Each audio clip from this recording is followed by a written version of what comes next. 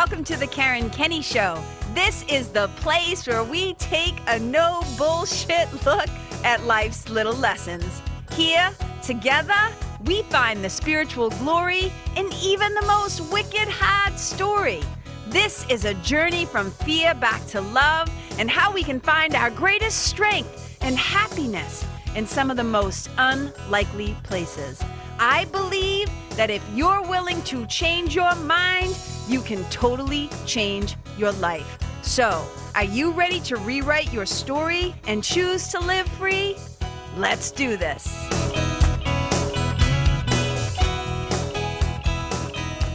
Hey, you guys, welcome to the Kenney Show. I am just super duper excited to be here with you today. And you know what we're going to talk about today? This is what's about to go down. We're going to talk about, here's the title. Tips, tricks, and hacks. Tips, tricks, and hacks. And here's why we're going to talk about this. Because what usually happens is the way that a show gets born, right? The way that a show comes into being for me is that there's usually something that I see, that I hear, that I witness, that I experience, and I start to go like, huh.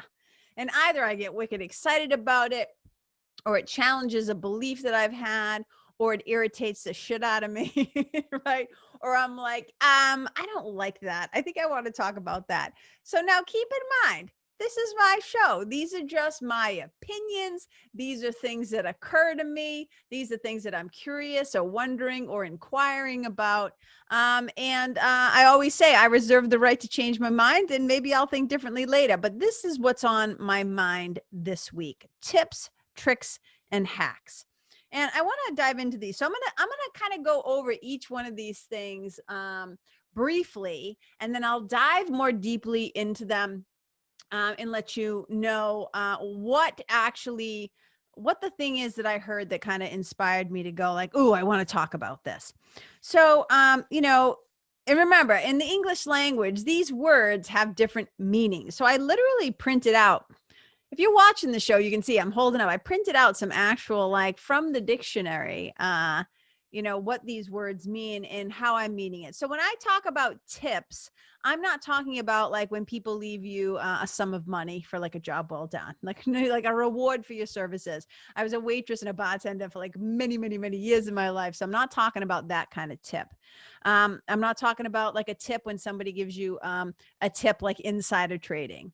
When I say tip, what I really mean is a small but useful piece of practical advice, a small but useful piece of practical advice. So keep that in mind.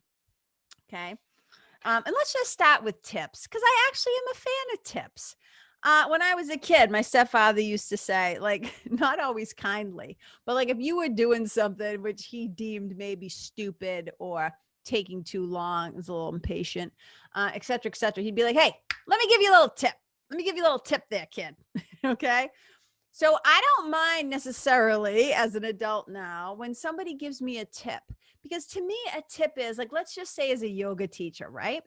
So if I'm trying to teach somebody or help somebody to experience an asana, a posture in their body, and they're struggling with whether it's finding their balance or whatever it is, let's just say standing on one leg. Okay.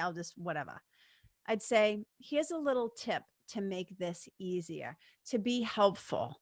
So I'm like, hey, you want to give me a tip? I'm always open to receiving tips, little bite-sized pieces of things that are gonna make my life easier. So the tips I'm a fan of. It's the next two on the list, okay?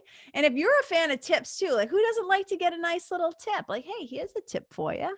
Next time, in order to keep the thing from exploding all over the place, right? Lift the lid for like little things like that. I'm like, ooh, I love that little tip. That's so helpful. That's so kind, because they're usually meant to like make our lives easier in a kind and loving way. Number one. Here's what I'm not a fucking fan of, okay? And it's kind of funny too, and I'm going to tell you why. So this next word, tricks, and how this applies to your life, I'm going to get to it. So just stay with me. Just give KK a little room to run around here. So as somebody who worked in a magic dinner theater in California, I'm all about, like, I dated magicians, right? It's like I get tricks, like illusions, because here's the definition, right? A trick. This is the one I'm running with here. A cunning or skillful act or scheme intended to deceive or outwit someone. A cunning or skillful act or scheme intended to deceive or outwit someone. Now, of course, sometimes there are little tricks, right? People will say, oh, you want to see a magic trick? And who doesn't? Everybody usually loves to see a magic trick. It's an illusion, right? But what is happening is not actually what's really happening. You're being fooled. Even with something innocent, with like a magic trick, you're being deceived. And I can tell you, and I know because I worked at a magic dinner theater and I saw how a lot of things were done. Okay. So it is a deception, which seems to be kind of harmless, right? That's entertainment. But here's where it gets my panties in a bunch. I don't like when people play tricks on each other, right? Like practical jokes and tricking people. I don't like it. I don't think it's nice. I've never been a fan. Mr. Rogers and I are like, we are like, what's the word I'm looking for? We both agree on this, right? Playing tricks on people, being mean to people, not a fan of it. Never have been. And I remember, I'm going to give you a couple examples. I remember one time when I was a bartender. And there's a lot of stuff that had happened where I had to leave the house that I was in. A relationship ended that just like crushed me. It was like the person that I had left California. I left California and moved to fucking New Hampshire, right, for this person. And then that relationship eventually ended up ending. And I had to leave this house on a lake that I loved, that I was renting at the time. And I had to go live in a friggin' apartment in Manchester. And I could not take it. I was only there for like 6 months. And I was like, I got to get out of here. And I'll never forget that there was a house that I wanted to buy. And I had made some inquiries about it. And I was really like emotionally invested in this house. And so I get a phone call one day and I pick up the phone and I had been waiting to hear back if I could place an offer or if the offer was accepted or whatever the thing was, right? Funding. I don't remember the exact details, but I do remember getting a phone call and all of a sudden hearing somebody start to talk to me about the house and how I was going to be approved and I could make an offer. And I just remember getting so excited. I was so happy, you guys. And then all of a sudden the person on the other end of the line, who actually happened to be my boss. Go figure. My male boss thought it would be funny to prank call me and trick me. And when he told me, when he revealed that it was actually him, he had disguised his voice, right? And when he revealed that it was actually him, because I got so excited and I started asking all these questions. When can I come into the office? And he's like, it's not them, it's me, blah, blah, blah, blah. And I just burst into tears. I was so upset. And of course, he ended up feeling bad. He felt like shit afterwards. But those kinds of things like trickery, I am not a fan of at all. And I want to talk about how this often relates in the online world or in the coaching world or in areas in sales and stuff like that. So if any entrepreneurs are listening, so whether you're an entrepreneur or you're a consumer of products, services, whatever, listen up to this part, because this is the one that one of the things that enrages me and drives me crazy. So there have been times when I've been involved in either not necessarily a business coaching program, but because my business coaching program that I was in a few years ago with Bill Barron was fantastic. And I learned a lot. And they really just let me be me. There was no like deception and trickery for me. I can't speak for everybody else's experience, right? But I just don't, because some people know that I had a relationship with them, the big shift and all that. So I want to be clear that they're not who I'm talking about. But there have been other like business gurus or business leaders or, little courses or things that you buy. And you get in there and they're like, we're going to talk about breakthrough calls or sales calls or enrollment calls, or this is how you get people on the phone with you as prospective clients, right? And this has happened to me with both women who leaders and male leaders. So I'll give you two different examples and why I'm not a fan of the trickery and the tricks. Okay. So one time I'm on this call and this woman had created this new product or whatever, this offer that she was doing. And I'm listening in and say, well, we're going to talk about sales calls. And I'm always fascinated by human psychology. I am always fascinated by why people do what they do, think what they think, say what they say, believe what they believe, what brings them into taking action. I was also an advertising major at BU at Boston University. I was a communications major with a concentration in advertising. And so, it's something that I've always been fascinated by. Like the whole thing about like why some people won't price things at even numbers. Like I'm an even numbers person. I'm like, can you just tell me it's $100? But they're like, no, price it at 99. No, price it at 97, because humans love 9s and 7s and it makes their brain think. And I'm always just like, oh my fucking God, can't we just say something is $100 or $200 or $250? We got to do $249. Right. And I'm always just like laughing. And all the experts, they're just like, no. There's a psychology to this. Right. So one time on a call and they're talking about the psychology of this sales thing. And all of a sudden this woman says, and I can't tell you how many coaches have advised this, right? They're like, so when you're about to tell them what the price of your product is, you tell them what it is. And this isn't necessarily so much a trick. I understand why they're doing this. I'm just giving you some background. When you tell them what the price is, then just be quiet. Then just sit there and be quiet. So there's always like this whole like script in this process of like trying to basically manipulate people and get people to like do X, Y, and Z. And that one isn't so bad. But the one that like just pisses me off to no end is they'll say, okay, so this is what you're going to do. And they're like, you're going to say this, but you're going to trick them into thinking. And I always go, oh, as soon as they say you're going to trick them, they lose me. I'm like, nope. I have literally like left a call. I'm like, boop, nope. End this webinar, end this video. As soon as I find out that your goal and your intention is to manipulate, to trick, to deceive, like I am just so out of there. It feels icky. It feels gross. And I remember in one case, I actually asked for my money back because I realized I had invested in doing some coaching. And there was a lot of different things that kind of had happened. But one of the things was this person said, so there's this way of trying to get people to interact with you, right? So you put out a suggestion, whether it's in your newsletter or you put it online and you say, hey, I'm thinking about doing this thing. And those don't bother me. Like when people are genuinely trying to collect information and to interact with their people, I think healthy dialogue like that is amazing. Here's the part that I don't like. When there's a saying in like marketing where they'll say, sell them what they want, but then give them what they need. Sell them what they want. So basically like use the language that they're thinking in and use their language about what they think they want. But then once you get them, then you sell them what they need. Like you give them what they need, right?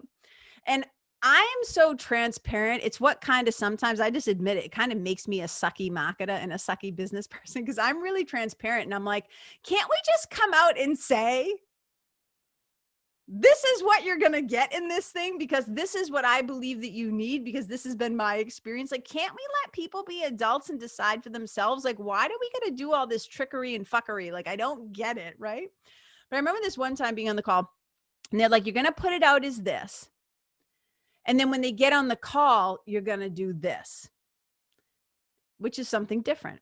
And I remember speaking up and saying, but yeah, didn't they get on the call thinking that you weren't going to try to sell them anything? Like you got them on the call because you're telling them that you just want to get their opinion and their advice because you're trying to create something and you want their input. So you tell them, like, basically no strings attached, let's hop on a call and have a conversation. But then all of a sudden at the end of the conversation, you're actually going to make an offer. And it's like, oh yeah, so what you're going to do is you're going to get them on there. And then at the very end, you're going to start to get them excited about what you're doing and what you're selling. And then you're going to trick them. You pull a little fast one on them. You pull a little, and I was like, oh my God, like every fiber of my being just started screaming, no, like it infuriates me to like no end. I just think it's so out of alignment. I can't speak for anybody else. This is the KK show. I'm telling you how I feel. It feels so out of alignment. It feels so out of integrity. But I see people in the online world, in the coaching world. Those are the only things I can really speak to because that's the playground that I'm in. But I see it with products too. That's a whole other story for another day. I'm doing a whole episode called Liar, Liar, Pants on Fire. So sit tight for that one. But I see it all over the place where it's like, they're just trying to sucker people left and right. And I just think of the kind of, like, especially in the work that I do as a spiritual mentor, right? That trust factor, it's not just about having people know me, like me, whatever, right? That trust factor is everything. So if we're going to start off the relationship by tricking people, fooling people, going in the back door, using manipulation, scarcity tactics, fear tactics, all the talk about you gotta talk to them about their pain points. You gotta like da da da da da da. And I'm not saying all of that is evil and bad, because maybe there's some truth to it about the way that you discuss. Right? The way that you discuss things and getting people to understand how you can actually be helpful. All that I don't have a problem with. You want to be helpful to people. You want to talk to them, maybe some scenarios, right? Give them some stories or results and ways you've helped people. Beautiful. But all that other icky stuff, it's one of the things I swear sometimes a couple of my friends and I, sometimes we just go like, oh my God, I am not made for this. I am just not made for this business stuff. Sometimes I always say, and my marketing friend always tries to say to me, yes, you are. And I'm like, no. Sometimes I just feel like I do not have a nervous system that is regulated for entrepreneurship. I say it all the time. I'm like, oh man, I don't know about this. So let's repeat this, what a trick is. A cunning or skillful act or scheme intended to deceive or outwit someone. And here's the thing, I'm not here to outwit anybody. I'm not here to deceive anybody. I am here to love people and to help people to the best of my ability.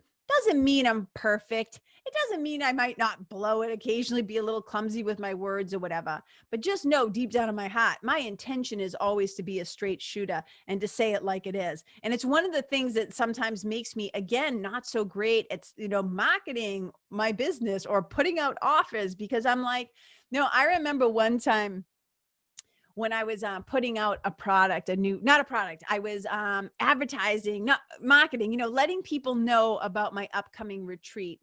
This was like a year and a half ago. This is before COVID. And I was putting up, letting people know I had 2 retreats coming out that year, my Fearless Flow retreats. They're like 3-day transformational retreats.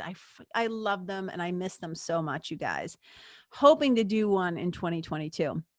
But I remember when I was kind of putting together the emails and like what I was gonna, trying to kind of outline and figure out how I was gonna share with the outside world what was in my head, right? Like this offer, like, hey, come to the retreat, basically. And I remember somebody said to me, like, what's gonna be like the fast acting bonus? And I'm like, what? They're like, well, what's the bonus? What's the thing you're going to offer them to get them to take action fast? Like, what's the bonus going to be? And I was like, what? Like, why am I going to offer them a bonus? Isn't coming to the retreat like, and they're like, well, you got to offer a bonus. I go, you know what? Here's the fucking bonus. The bonus is you're going to come to the retreat and you're going to learn some stuff. The bonus is you get to come to the retreat. That's the bonus. You get to come and do the work. And if you come and you do the work, that's what's going to help you through divine alchemy, through your own hard work to transform and change. The bonus is you get to come and do the work. That's the bonus. The bonus is that you will have a positive result from taking action, owning your shit, owning both your brilliance and your bullshit, showing up, being accountable, taking a look at your life, like all the work that we would be doing in the retreat. I'm like, that's the bonus. And so it's like, oh my God, sometimes I feel like I'm a square peg that's trying to be shoved into like the round hole of like having, or the black hole is what it feels like sometimes. So not really into tricks either, right? I made some notes for myself. Okay, those are those two experiences. Now let's get to the one that really also bugs me. And hacks. Lately, everything's been like, oh, here's 7 quick hacks to blah, blah, blah, blah, blah. Let's hack this, biohacks. Let's hack your life. And I'm always just like, why do people want to hack their life? Let's dive into what a hack really is. So the word hack, you know, the first definition, this is not the one I mean clearly, but to hack, it means to cut with rough or heavy blows, to hack things into pieces, to hack off the dead branches, right? There's a bunch of different things. You know, they can't hack it. They couldn't manage, they couldn't cope, right? There's 1,000 ways to use this word. A hack is like a rough blow or strike. It means, but here's the informal, and I think this is where the vernacular that is how it's being used these days is like, to hack means like a strategy or technique for managing one's times or activities more efficiently. But a hack really also comes from this vernacular, this point of view, from like computer coding. Like, you're going to hack the system. You're going to hack into the system. You're going to find a way to get in the back door. You're going to find a way to like quicken it up, speed it up, hack it, get it done. And I'm always just like, why do people want to hack their life? Why do people want to hack their spirituality? Why do people want to hack God? It's like, why would you want to hack these really wicked important things? You know, if like I said, you want to give me a little tip? Hey, if you're sitting for meditation and your legs start to go numb, try this. I'm like, great. I appreciate that tip. But I'm not trying to hack my way to enlightenment. I'm not trying to hack my way into anything. To me, if you're trying to hack something, it's like, let's just try to cram more into the day because I'm not willing to slow down and take my time. Now, I'm not saying some listeners out there aren't going to hear this and go, no, KK, you know, when I say I'm hacking, what I mean is this, right? I mean it in a positive way. And here's the thing. I don't mind if somebody wants to, they use the word like, let me show you a hack. I'm always like this. You can teach me how to hack my stinky garbage can. If you have a way to help me not have my garbage bags rip every time I pull them out, I would call that a tip. But if you want to call that a hack, I'm open to that. But when I think about people trying to like, here are 7 ways to hack your life, I'm always like, nope. Like, as a spiritual mentor, I'm always just like, oh my God, why do we want to hack these things? Here's the reality. Change takes time. These important things like your life, they take time and experience and work and practice. You know, there's no overnight transformations. I mean, you can do like a before and after when it comes to makeup or a haircut. I'm not talking about that kind of transformation. External visual. I'm talking about even to transform your physical body, right? I'm not talking about like, even if you were to go and get a bunch of plastic surgery and stuff like that, your body would still need time to heal, right? But there's no quick fixes, whether you're trying to gain muscle or lose weight, grow your bank account, like, you know, have a healthy relationship. All of these things take time. Why are we so impatient? Why do we want to hack all these things? There's no quick fixes. You want to get sober? You know how they do it? One day at a time. You want to create a deeper relationship to self and source and spirit. You want to create a DSP, a daily spiritual practice. You know how you do it? One day at a time. Sometimes it's one moment at a time, one breath at a time, 1 minute at a time. Anything where we're trying to gain a depth of knowledge, where we're trying to have a deeper understanding, where we're trying to create expertise or excellence or mastery or what's the other word I was looking for? I can't think of it right now. It takes practice. It takes experience. It takes work. It takes time. Now, here's the one thing I will say about hiring a mentor or having somebody, because it's in this vein. What a good mentor will do, since we're talking about time, is we will save you a little bit of energy. We will save you a little bit of time. We will maybe, perhaps, if we're lucky, we might save you a little bit of suffering because we can give you some tips. And we can say, hey, so the next time you find yourself getting angry, the next time you find that like the inner critic in your mind is being really loud, the next time you're having a compulsive thought, the next time that you find yourself, whatever, being impatient, the next time you think you're going to go like order something that you don't really need, perhaps you could try this. So what any good teacher, leader, mentor, coach, whatever does, is we're able to say, this is what I went through.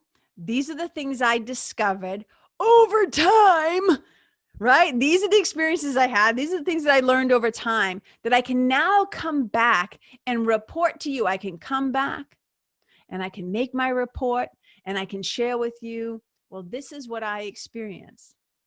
You could consider this, you could try this, you could experiment with this, and it might just save you some heartache. It might just save you some time. Here's a little tip. But I am not here to help you hack your life, hack your marriage, hack your wealth, hack your whatever. I'm not necessarily here because I don't want to rob from you the pride and the ownership, the agency, the authority that comes from doing things. I'm not always saying you have to do shit the long way or the hard way, but that word hack, we're not machines. We're not trying to hack our systems. We might be able to find a few tips that make it work a little bit better. Okay. And I just want to end with something that's right in line with this that I found was so fascinating, because it talks about these shortcuts. So even let's go back to the tricks, tricking people. I would much rather have a transparent phone conversation where I say, hey, this is what we do. Here are some of the success stories. Here are some of the things that people I've worked with have experienced. This is what I've heard reported back from the field of the people that I have spent some time with. Here's some ways that, that we do things. And then here's my price. Here's what it costs to work with me. Here's the investment that you're going to be making emotionally, financially, in yourself and in this work. Because you're not really investing in me when you come to work with me. You're investing in yourself. You're investing in, okay, I've seen Karen, KK, whatever people call me. I've seen her in action. I've done my homework. She came as somebody referred me, somebody I trust referred me to her or to the Nest, my spiritual membership and community, whatever. They've done enough of their homework. I don't want to trick somebody into working with me. I don't want to manipulate somebody into working with me. I don't want to try and force them some FOMO, fear of missing out tactic. That is not interesting to me. I want people to know how much it costs to work with me, and then they can decide, yeah, I'm worth this. I want to do this. I want that result. I want to do I have a 4-step, process called Your Story to Your Glory that I created, that I've been using for many, many, many, many years. So I want people to be informed, to treat them with respect, and to let them decide, because they're fucking adults, for themselves, if it's the right time, the right fit, the right whatever. So when we're over here trying to trick people, oh my God, that's so, I just can't tell you how much that bothers me. I'm trying not to let Vicky with 2 Ks take over, because she's got some shit to say always. But here's the reason why I'm saying all this. There was a conversation that I heard, and I was just like, yes, because people want tips and tricks and hacks and shortcuts. Here's the other thing, shortcuts. I don't mind if you know when I don't mind a shortcut? I don't mind a shortcut when you're teaching me how to get around on my keyboard a little faster. Oh, you hit Command and F4 and that does that? Cool. That's a cool little shortcut. Oh, you're driving to Hampton Beach? You know, if you take this back road and do this, it'll save you 10 minutes. That's a little shortcut. I don't mind little things like that. But we cannot shortcut our way to happiness and peace and all. It takes time. It takes time. It's an investment. It takes practice. It takes doing the work. And what people often want to do, my sweetie and I often joke about this. I've said this on other things. People don't actually want to do the work to get the result. They just want the result. Why do you think it's always like, oh, isn't there a pill for that? Isn't there a shortcut or a hack for that? Can't I just take a pill instead of getting on the treadmill or lifting, like strength training? It's like, no, it doesn't work like that. Right. And we've seen the disastrous results of people just trying to take quick fixes and taking pills. We've seen some of the dire consequences of that. All right. Let me make my point. I keep talking about this thing. All right. So Tim Grover was, I know he worked with Michael Jordan. I know he also worked for a long time with Kobe Bryant. And he was not only call him his trainer, but he was also what I would call his head coach, his mindset coach, right? As they might say. And Tim Grover was in a conversation one time with a guy who, I think it was Ed Milet, who you may or may not know who that is, but he's a big jacked, like big dude, right? So those two were having a conversation, and I'll never forget the way that they talked about this. And I think it was Ed that asked Tim. Yeah, he asked him, and he said, were Michael Jackson and Kobe Bryant the most talented athletes that you've ever worked with? And Tim said, and I'm paraphrasing, right? I might not get it exactly right, but this is the heartbeat of the conversation. And then Tim said, do you mean naturally gifted? And Ed said, yes. And he said, no. And Ed was like, what? And he said, yeah, they weren't. He's like, I have come across in my day and age, he said, because he's worked with tons of people. I came across way more naturally gifted and talented young athletes than Michael and Kobe, which for me, as I'm sitting here, even saying that out loud again, because I keep bouncing this around in my head. I just think, how is that possible? Because those two were no joke, man. Still are, I'm sure. I haven't seen Michael Jordan on a basketball court in a long time, but I'm sure the guy still has some moves, and God bless Kobe, right? So Tim was saying, no, they weren't the most naturally gifted athletes out of everybody I've ever worked with, but what they had, what a lot of other people didn't have. And he said they had work ethic. They were the hardest workers. He said he's never seen anybody work harder than Kobe. He said they were the hardest workers. And one of the other things that just naturally drove them is that they were both wicked competitive too. But I want to focus on the fact that they were like hard workers. They weren't taking any shortcuts. They weren't trying to hack it. They weren't trying to whatever. No, they did it through their time, through their muscular output, their energy, doing what needed to be done, repetitiveness, right? Oh God, repetition is the mother of all learning. And they just kept doing things and doing things and doing things. So they weren't trying to hack basketball. They were trying to be legacy players. I mean, I don't know if they would have called themselves it, but they are. They're iconic. They became who they are by not trying to cut corners. They put in the time, they put in the sweat equity, they did the hard work, they were in the gym. In fact, Tim was saying how one of the greatest things he had to teach Kobe was actually how to rest and relax and not totally burn out. But let me get to the next part of the conversation, that this story here is what actually kind of inspired this whole episode. So they went on to say, they were both talking about their success. So Ed's really well known in the entrepreneurial world. Tim is like really well known as like this incredible trainer and mindset guy. And, he has a new book out or something, Winner. I think it's called Winner. And they were both talking about how they meet tons of people, especially like up and coming entrepreneurs or whatever, who look up to them, right? Look up to them as some of the best in the world at what they do. Supposedly, I can't verify. I haven't personally, but this is just like reputation, right? And they were both saying, they were asking each other this question. And they were saying to each other, do people ever come up to you and say stuff like, oh man, or oh my God, I would do anything. I would do anything to be you, or I would do anything to have your level of success. And they were both going back and forth and saying like, oh yeah, it happens all the time. Airports, like whatever, if I get recognized, if I'm out in the world, excuse me, people always come up to me and they'd say, I'd do anything to be you. I'd do anything to have your level of success. And then Tim said something that I don't think I'll ever forget. And this is exactly to my point about wanting to hack stuff. He goes, oh yeah, they say that they're willing to do anything. He said, until they find out what anything means.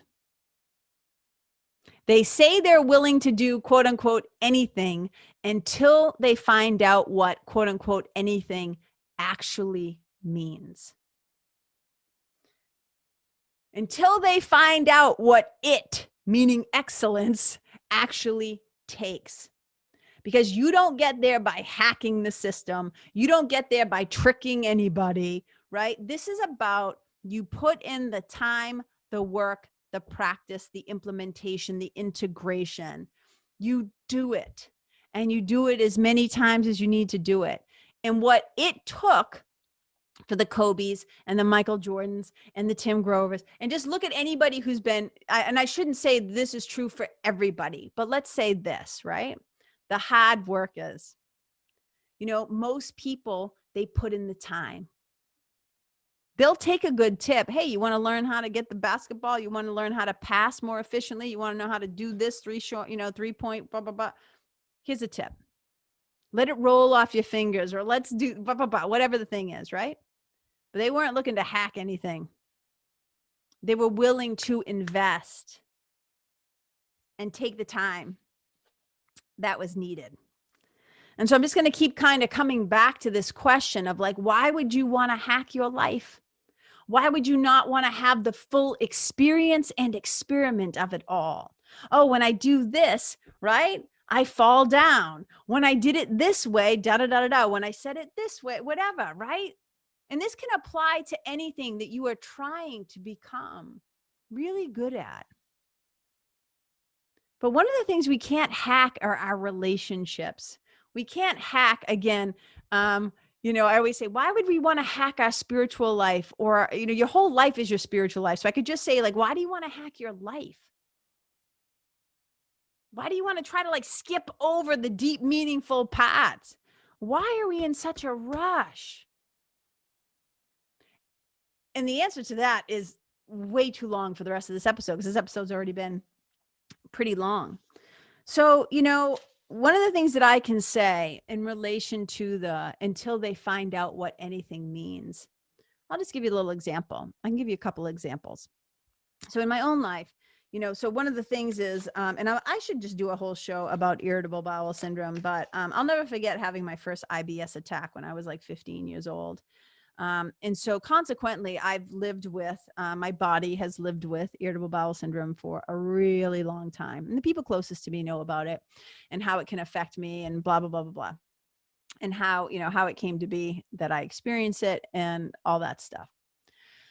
So over time, I just kind of naturally became a bit of a quote unquote IBS. I say like an armchair expert, right, on IBS. And I actually used to be there's a woman named Heather who has a bunch of products. She's an author. She's kind of famous in the IBS world.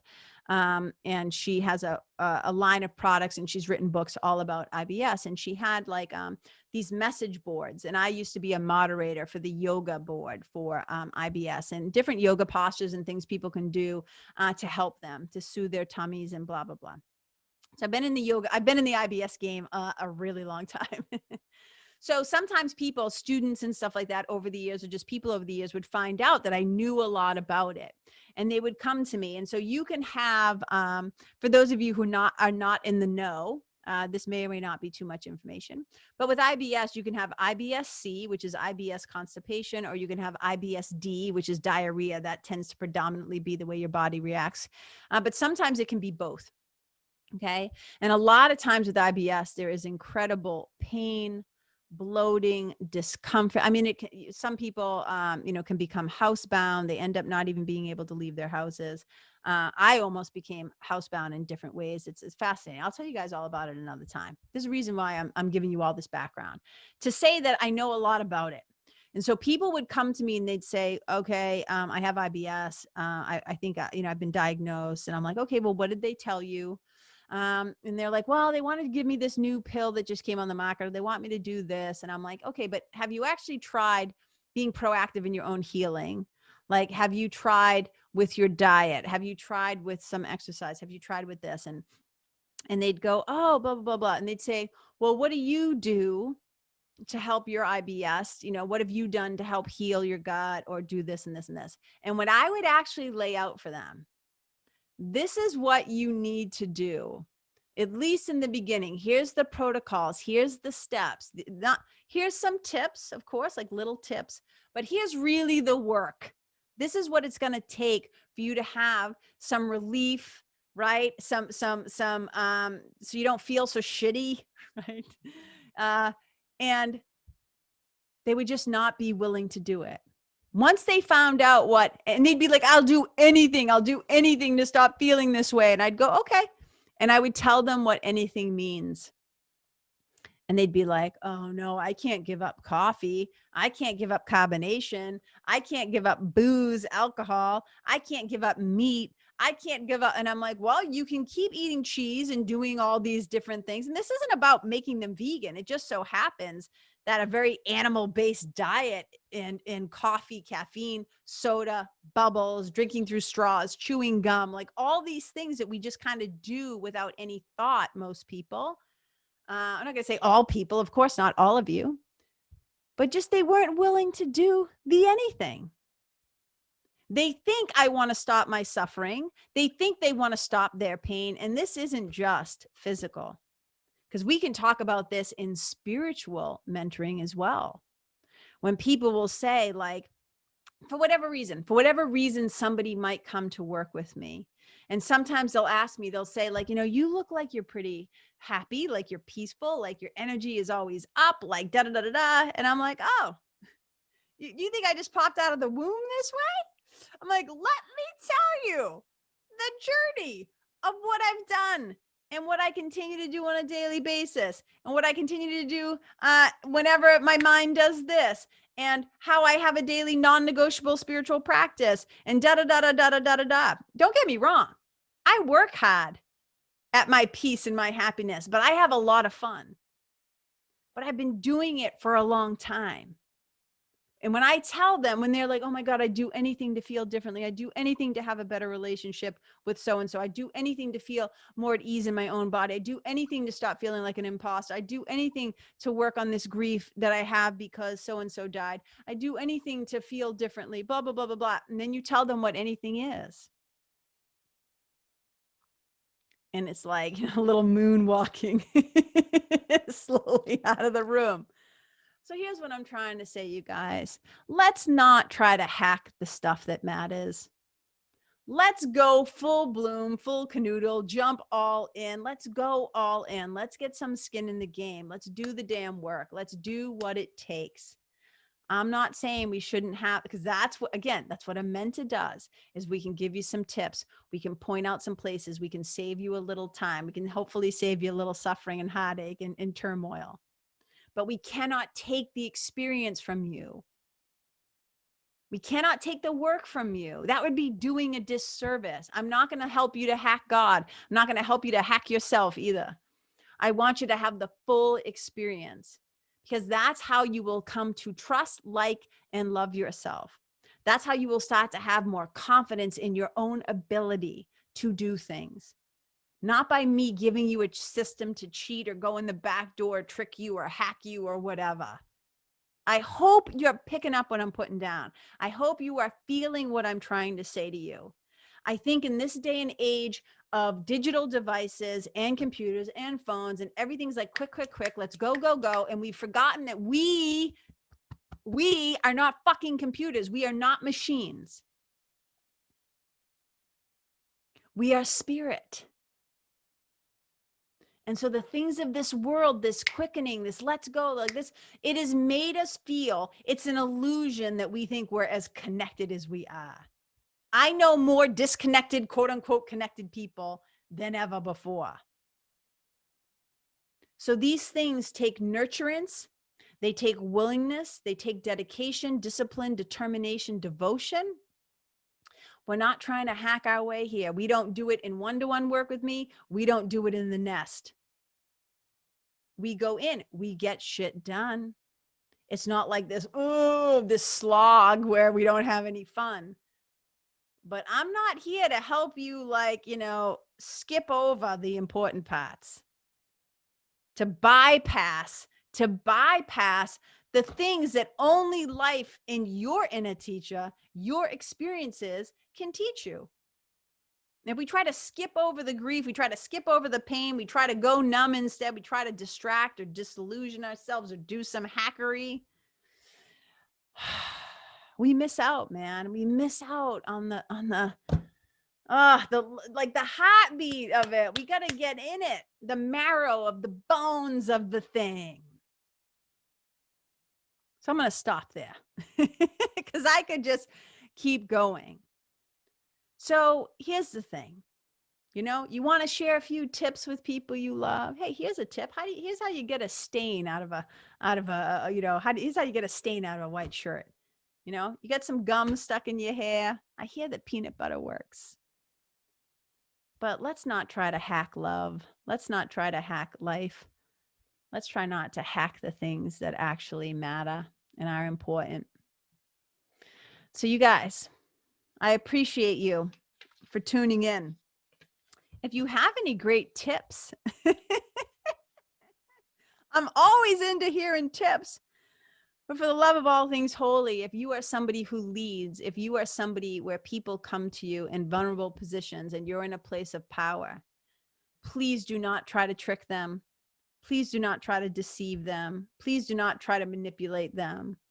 Please be transparent and be in integrity and show up, because when we're in positions of power, when people need our help and they come to us, man, can we do some harm if we do not have our own shit together, our own stuff in alignment. And, you just got to know when something is yours to do and not yours to do. You got to know when it's time to refer somebody out because you do not have what it takes, or let's just show up. Can we please just pinky swear that we're going to show up in alignment with love to the best of our ability? So, I hope this is helpful in some way. That is always my desire, that even if it's just one little nugget, this is a long one. I know I've been talking for a while, so thank you for sticking with me, first of all. Sometimes I can be a little long-winded. So thank you for sticking with me. But even if there's just one thing that you picked up that made you think differently, feel like, oh yeah, or all of a sudden you have an aha, whatever it is always my desire to either, I always say, to educate, elevate, enlighten, or entertain in some way, that you don't walk away from this feeling like, shit, I just wasted my time. I never want you to feel that way. But here's another thing I want to say before I go, because this is wicked important, you guys. So I communicate with people in a few different ways, right? So if you're listening to this, if you hear the sound of my voice, you obviously check out the podcast. But if you want to get this sucker delivered right into your inbox, along with other weekly inspirational little stories and things that I do, because I am a communicator, I am a storyteller and a writer. And so I also do a weekly newsletter beyond just getting the podcast in your inbox. And you can just do that by going to KarenKenney.com/sign up. But the other thing I really, really, really want you to know is that, all these things, all these episodes. So this is like, I think something like over 100 episodes, or like 123 or something like that. And so all of these episodes are also pointing to things that I teach and talk about and discuss and contemplate and work with in my spiritual community and membership, The Nest. Now, this sucker only opens up its doors to the public a few times a year. And it's going to be opening up again in September. But here's the thing I'm trying to let you in on. When the doors open in September, the price is going to be $99. It's going up because there is a lot that goes on in the nest. There is a lot of, and I hate to say, oh, I'm giving you a lot of value. It's not so much. I mean, that's true because there's a lot that happens inside the nest. And over the past year, I've been able to watch and see just the miraculous and transformative results that happen with the people who are in there. So I understand its value. But the reason why I'm telling you this is if you get on the waiting list, though, if you get on the waiting list for the nest, only the people who are on the waiting list are going to have an opportunity in August. I'm doing like a 48-hour flash sale, which is going to give people a chance. 48 hours only. This is the last time the nest is going to be offered at this price at $59 a month or $5.99 for the year. This is the last time. So mark my words. If you've been thinking about joining the nest, if you've been wanting to be in community and talking about these kinds of things and talking about, deepening your relationship to yourself, to your source, to spirit, if you've been wanting to work out some of the stories that you've been telling yourself in your life, it's not, I can't do the work for you, but I can certainly create a safe enough container where that kind of work can be done. And there's a lot of cool stuff that happens in the nest. And there's some surprise things that are going to be happening starting in September that I'm so jazzed about, but I'm not going to tell you about them yet. Do yourself a favor if this interests you. Get on the waiting list so that you get the announcement of that 48-hour flash sale window. Okay. This is not scarcity. This is me. I didn't even have to do this. I could have just reopened the nest in September at the new rate. But I always feel like, man, I don't want people to ever feel like, oh shit, I missed it. Because I know when that's happened to me, right? When I'm like, oh, no, I missed the sale or whatever the thing is. So I want to give you plenty of heads up. So get on the wait list now. You just go to KarenKenney.com/nest. And you'll go to that page and you'll see right there, join the waiting list. Get on that sucker. So you'll have that opportunity, the secret squirrel, because only the people on the waiting list are going to get the email saying like, hey, the doors are open right now. Let's go. Okay. So I just wanted to give you that that's a little tip. That's a little tip from my heart to yours. So you guys, thank you so much. I appreciate you. I celebrate you. I love you. Wherever you go, may you leave the people, the place, the animals, the environment better than how you first found it. Wherever you go, may you be a blessing. Bye. Hey, you guys, thank you so much for tuning in to this episode of The Karen Kenney Show. I super duper appreciate your time, friendship, and support. And look, if something that I shared from my heart today somehow landed in yours, I'd love to hear about it. So please tag me on Facebook or Instagram or IG stories or wherever the cool kids are hanging out these days. And let me know what your favorite part was or what you found most helpful. You can find me over at Karen Kenney Live. That's Karen, KenneYLIVE. And if you're digging what I'm saying and you want to hear more, I'd be wicked grateful if you could go to iTunes and subscribe and leave a review, because you guys, that's how you'll help me to keep spreading the love. And if you can think of someone that could benefit from hearing this episode, please share it with them. I'd also love to stay connected with you. So if the feeling is mutual, please go to KarenKenney.com/freebie. and download my free guide to building your spiritual team. Until next time, my brothers and sisters, keep living in the fearless flow. Know that I see you, I appreciate you, and I love you. And wherever you go, may you be a blessing.